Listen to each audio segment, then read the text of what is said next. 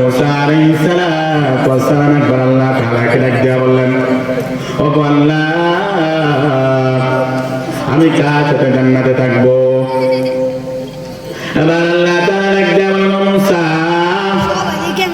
তুমি জান্নাতে থাকবা একটা কসাইয়ের সাথে। তখন মুসা আলাইহিস সালাতু ওয়াস সালাম ডাক দিয়া বললেন, ও আল্লাহ, আমি হলাম এই জমানার সবচেয়ে বড় পয়গম্বর মুসা, আমি কেন একটা কসাইয়ের সাথে জান্নাতে থাকবো? কসাই কি এমন আমল যে কসাই হইয়া আমি জমানার সবচেয়ে বড় পয়গম্বর মুসার সাথে জান্নাতে থাকবে? তখন আল্লাহ তাআলা বললেন, মুসা, তুমি গিয়ে দেখাছো ওই কসাই কি আমল, কসাই কি এমন আমল যে কসাইয়ের কি আমলের কারণে তোমার সাথে ওই কসাই জান্নাতে থাকবে? এবার মুসা পরের দিন সকালে মুসা কসাইয়ের খুঁজে ছুটে গেলেন। কসাইকে মুসা আলাইহিস সালাতু ওয়াস সালাম খুঁজতে গিয়ে দেখে কসাই দোকানের মধ্যে বসে বসে শুধু গোশত কাটে। এবার মুসা ডাক দিয়া বলে, হাই হাই, কসাই শুধু গোশত কাটে, তাহলে কসাইয়ের কি এমন আমল আমি দেখতে চাই।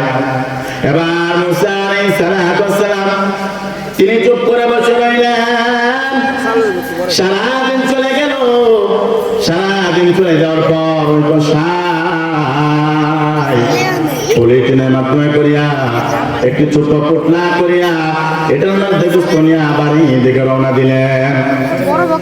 এবার মুসা আলাইহিস সালাতু ওয়াস সালাম ওই কসাইয়ের পিছনে পিছনে ছুটলেন। এবার কসাই গিয়া তার ঘরের মধ্যে প্রবেশ করার পর মুসা আলাইহিস সালাতু ওয়াস সালাম দরজার মধ্যে নক করে ডাক দেওয়া, মুসা দেওয়া, কসাই ভাই একটু দরজাটা খোলো। এবার কসাই ডাক দেওয়া, ভাই তুমি কে? মুসা নবী পরিচয় গোপন করিয়া বলে, আমি মুসাফির মানুষ, আমি আজকে রাতটা তোমার ঘরে থাকতে চাই, আমি অনেক বিপদে পড়েছি।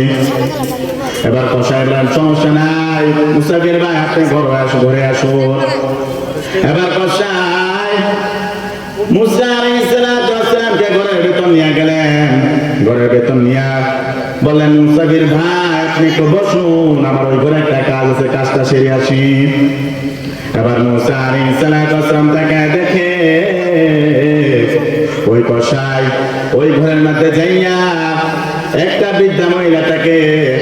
বৃদ্ধা মহিলাকে বিছানা থেকে উঠালেন। বৃদ্ধা মহিলাটাকে বিছানা থেকে উঠাইয়া সুন্দরভাবে গোসল করালেন। সুন্দরভাবে গোসল করাইয়া তিনি রুটি বানালেন, গোশত রান্না করলেন। আর গোশত রুটি রান্না করিয়া ওই বৃদ্ধা মহিলাটাকে মুখে তুলে খাইয়া দিতেছে। এবার মুসা আলাইহিস সালাতু ওয়াস সালাম তাকে দেখে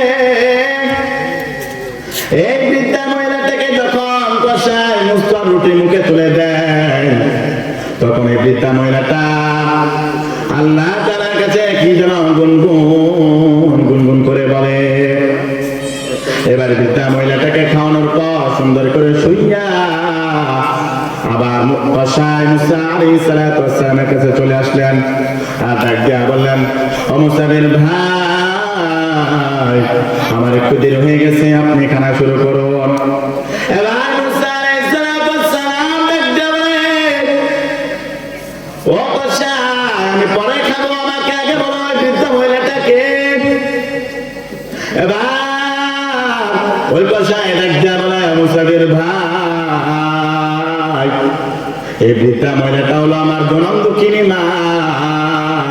এই বৃদ্ধা মহিলাটা ছাড়া আমার দুনিয়াতে কেউ নাই, আর আমি ছাড়া বৃদ্ধা মহিলাটার কেউ নাই। এবার মুসা আলাইহিস সালাতু ওয়াস সালাম ডাক দিয়া বলে, ও কসাই, এটা বুঝলাম, কিন্তু এই বৃদ্ধা মহিলাটা আল্লাহ তাআলার কাছে কি গুনগুন করে কি বলে আমি তো শুনতে চাই। এবার কসাই ডাক দিয়া বলে, ও মুসাফির ভাই, আমার এই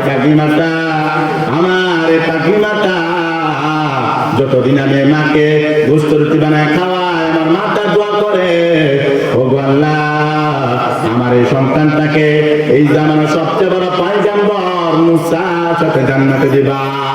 সুবহানাল্লাহ।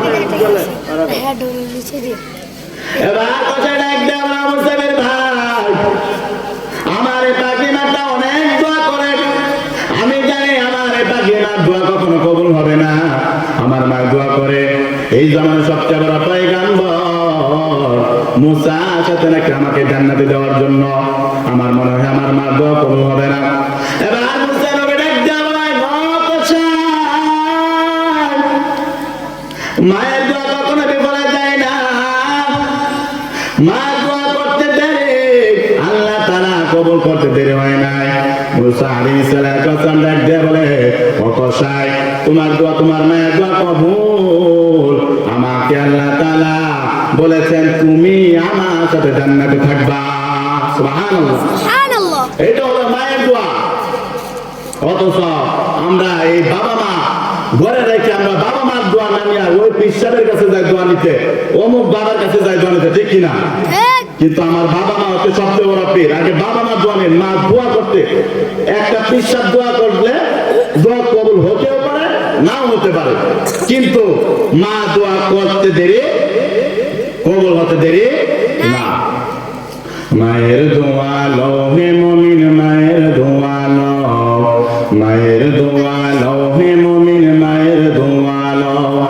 বিপদে পড়বে না তুমি যখন যেতাই যাও, বিপদে পড়বে না তুমি যখন যেতাই যাও।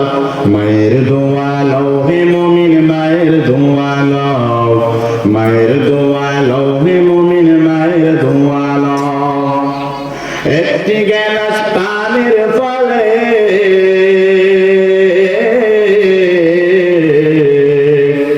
বাইজিদের কোলে তোলে, হাত তোলে মা বলে বাইজিদকে অলি বানাও, হাত তোলে মা বলে বাইজিদকে অলি বানাও। মায়ের দোয়া লো হে মুমিন, মায়ের দোয়া লো, মায়ের দোয়া লো হে মুমিন, মায়ের দোয়া লো। আল্লাহ, মায়ের দোয়া এরকম পাওয়া। অথচ আজকে দুনিয়ার মধ্যে এই মা বাবাকে অনেক সন্তান, অপদার্থ সন্তান মা বাবাকে কষ্ট দেয়, ঠিক কিনা? মা বাবা যেরকম সম্মান এটা বুঝে না।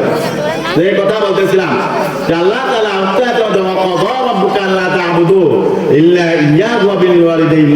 আল্লাহ তাআলা সবার আগে বলেছেন তোমার মালিকের প্রভুর ইবাদত করো এবং তারপরে তুমি তোমার মা বাবার খেদমত করো। وبالوالدين إحسانا, তোমার পিতা মাতার সাথে ইহসান করবে। ইহসান আদি শব্দ এর অর্থ হচ্ছে অনুগ্রহ করা, দয়া করা। অর্থাৎ নিজের জন্য, স্ত্রী সন্তানদের জন্য যা পছন্দ করবে